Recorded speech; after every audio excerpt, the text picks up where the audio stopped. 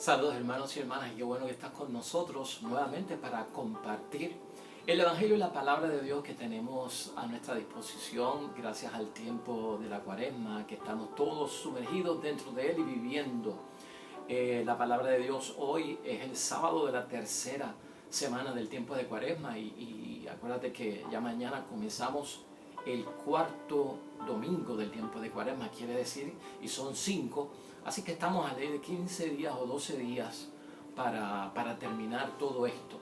Y lo que tenemos que pensar hoy es que el Evangelio de la Anunciación que nos pone la iglesia a reflexionar, que a veces pensamos que es un Evangelio de Navidad, de tiempo de Adviento, porque marca todo lo que es la historia del nacimiento de Cristo, de la Virgen María, todos esos acontecimientos con José, la Sagrada Familia, como que está ubicado en aquel momento.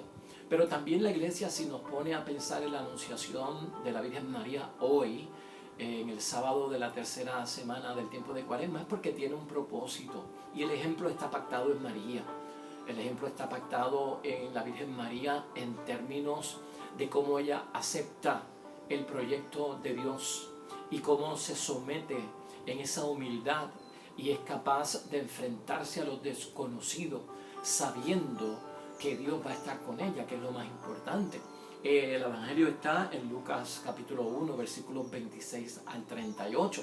Y es un evangelio precioso porque es toda una revelación por parte del Dios del cielo, una manifestación para llamar a María a través del ángel Gabriel para que entre dentro del todo el plan de la salvación. Y esta mujer María, que nosotros en la estima y en la veneración entendemos que es una mujer de una visión increíble y de una sumisión increíble a la voluntad de Dios, nos sirve a todos nosotros de ejemplo acerca de del llamado que hace Dios, acerca de lo que pone Dios en nuestras manos, acerca de las dudas que podemos tener acerca de lo que vamos a hacer y que surgen en muchos de nosotros porque somos humanos. María tuvo sus dudas y María se las preguntó al propio ángel, ¿no? Una muchacha, una niña de entre 13 o 15 años, más bien estamos hablando, llega este ángel enviado por parte de Dios, que lo primero que hace el ángel es decirle, no temas María, no tengas miedo. Wow, pues un ángel que se me aparece, yo soy una niña, y de repente aparece todo esto delante de mí. Ya vemos que María comienza cuando Dios se manifiesta a través del ángel, se turba en términos del miedo humano que es natural, que sentimos ante algo desconocido. Pero el ángel la invita a estar en paz, a estar en tranquilidad. Vengo como mensajero de Dios y lo que tengo es bendición para ti y cosas buenas. Y dentro de todo este marco comienza a destacarse el por qué escoger a María. Porque es bendita entre todas las mujeres, porque está llena de gracia, de la plenitud. Cuando una persona tiene la gracia de Dios, hermanos y hermanas, quiere decir que la persona está favorecida por Dios y es amada por Dios. Por eso se nos llama a nosotros a estar en el estado de gracia. Y María tenía el estado de gracia. La Virgen María tenía el estado de gracia. Iba a recibir el favor de Dios y era amada por parte de Dios. Ya ahí comenzamos, hermanos y hermanas. ¿Por qué debo yo de limpiarme? ¿Por qué debo yo de salir del camino torcido? Porque necesitas la gracia. ¿Y qué es esa gracia? ¿Qué significa la gracia? Es ser amado por parte de Dios. Es ser favorecido. Favorecido en lo que tú tienes. Favorecido en lo que vas a hacer. Favorecido en lo que está por venir. Y ahí entra María Santísima dentro del llamado de Dios, que a diferencia tal vez de un Zacarías, si lo ponemos por ejemplo, en el momento en que Zacarías recibe el anuncio de lo que va a pasar en su vida en términos de tener un hijo, a Juan el Bautista, pues vemos que Juan el Bautista como que Zacarías, su padre, tuvo una duda bastante seria y como que hubo algo de resistencia. No estamos descartando que Zacarías como sacerdote no fuera una persona de gracia, que no tuviese el favor de Dios y no fuera amado por parte de Dios. Pero le resultó la duda un poquito desafiante para aceptar la voluntad de Dios y sabemos que fue sometido a una prueba donde quedó mudo por haber puesto en tela de juicio. Y vemos cómo María supera todo esto, hermanos y hermanas. María tiene las dudas y cómo va a ser posible, cómo voy a concebir si no conozco varón. No conozco varón quiere decir no he estado en una relación con ningún hombre para yo estar encinta, embarazada y procrear. Y bueno, María, cálmate. Eres amada por parte de Dios, eres favorecida por parte de Dios, el Espíritu de Dios está contigo. Y por lo tanto esto lo hace el Espíritu de Dios y Él se va a encargar. Cuando tenemos la gracia de Dios, cuando somos favorecidos por parte de Dios, cuando somos amados por parte de Dios, hermanos y hermanas, no se le pueden poner obstáculos a Dios. Hay que someterse a la voluntad de Dios porque el Espíritu de Dios está en ti cuando hay gracia. El Espíritu que te favorece, el Espíritu que te ama. Y por lo tanto tenemos que estar convencidos de dos cosas. Yo creo que aquí lo que le dice Dios a María dentro de esta inocencia de 15 años y de todo este acontecimiento de traer al mundo al Hijo de Dios, es que cuando Dios pide algo, hermanos y hermanas, al igual que la Virgen María, que nos sirve hoy de modelo y nos lo pide a nosotros, Dios no somete a nadie a lo imposible. Y nadie puede dar lo que no tiene. Si Dios se fija en María, es porque lo que el Señor le pide es posible hacerlo. Dios no nos pide a nosotros nada imposible. Y Dios no nos pide a nosotros lo que nosotros no podemos dar. O sea, nadie está sometido a eso. Por lo tanto, Dios entiende que cuando nos pide, que cuando nos llama, que cuando nos envía, es porque nosotros tenemos lo que necesitamos. ¿Y dónde lo tengo? Bueno, lo puedes tener por tus propias fuerzas y lo puedes tener por la bendición de Dios a través del Espíritu Santo. La llena de gracia está llena de gracia de Dios, del Espíritu Santo y de los dones de Dios. Así que ahí vemos nosotros, hermanos y hermanas, que María nos enseña a nosotros dentro de todo lo que ella tiene que enfrentar, esta misión, este proyecto de la salvación, este plan salvífico que ella dentro de sus limitaciones comienza a crear esa confianza de que si yo no puedo porque soy una niña y me está hablando mi Dios, es porque Dios sabe lo que hace. Nunca podemos poner en tela de juicio el llamado de Dios. Cuando Dios lo hace es porque Dios entiende que va a estar con nosotros. Y María en ese sentido nos da un ejemplo a nosotros de fidelidad.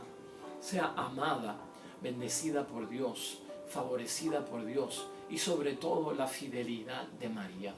Por eso Benedicto XVI nos llama la atención acerca de la anunciación en el ejemplo de María, que se despierte en nosotros ese ánimo de poder tener nosotros y cada uno de nosotros una disposición a comprometernos a largo plazo, porque eso es lo que hace María. O sea, si esto viene de Dios y está en manos de Dios y se ha fijado en mí, y yo entre tantas mujeres que en aquel tiempo esperaban ser la madre de mi Mesías, por eso nadie quería ser infértil en aquel tiempo, nadie quería permanecer dentro de una situación de no traer hijos al mundo. Muchas madres querían ser la madre del Mesías y que en su vientre viniera el Salvador y el enviado de Dios. Y si ella es escogida, pues ella misma piensa dentro de todo esto, tengo que ser fiel, porque se ha fijado en mí. Y la fidelidad de María la lleva a someterse como una esclava, a someterse no en el sentido ese estricto de una esclava sin derechos y una esclava que no es hija de Dios, que no es hija del Señor.